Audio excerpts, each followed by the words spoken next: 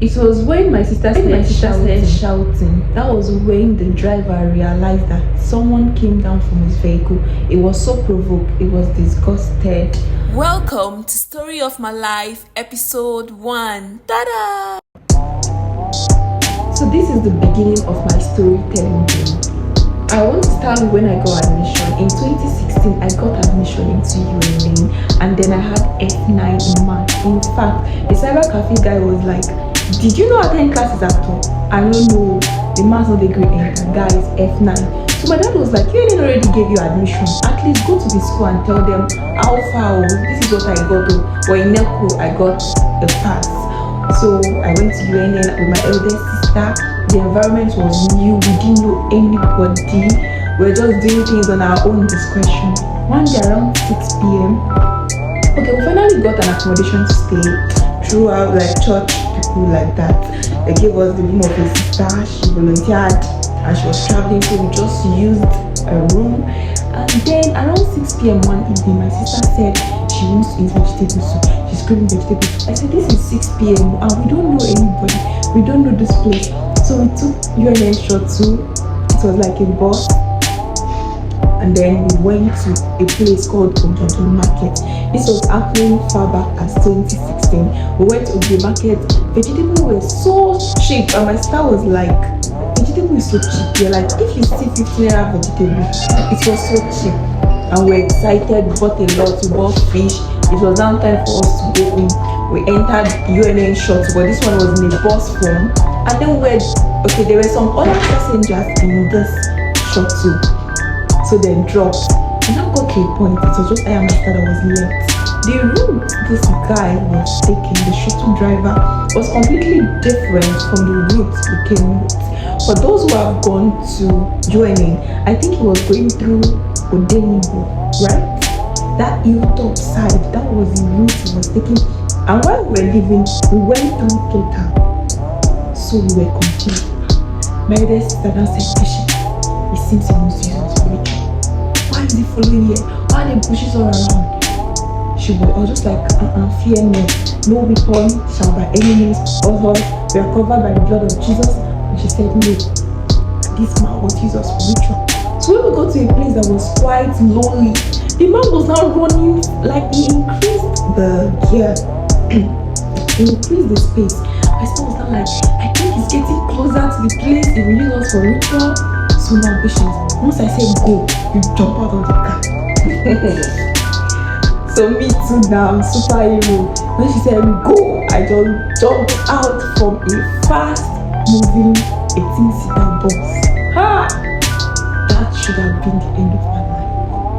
But the fellow sister that said I should jump out, she did not jump.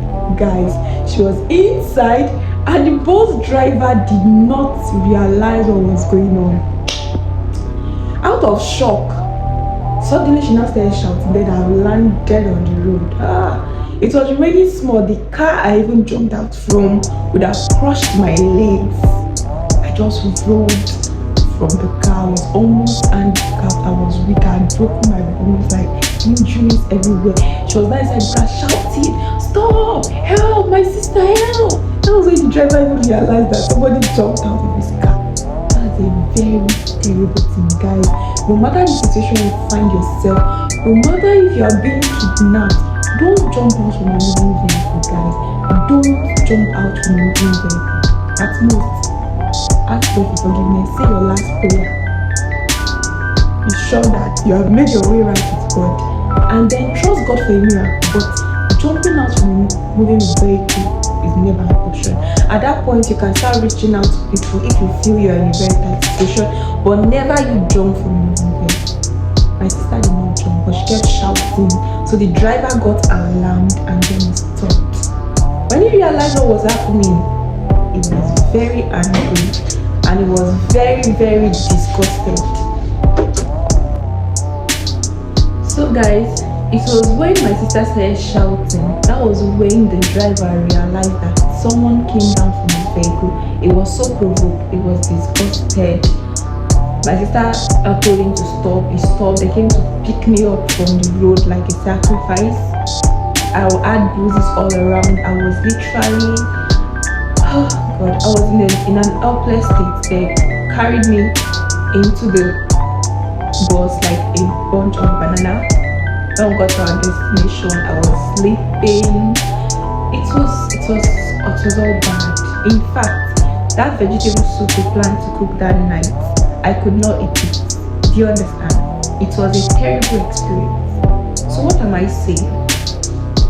When faced with a challenging situation, keep your hopes high, trust God, and then think of a better alternative.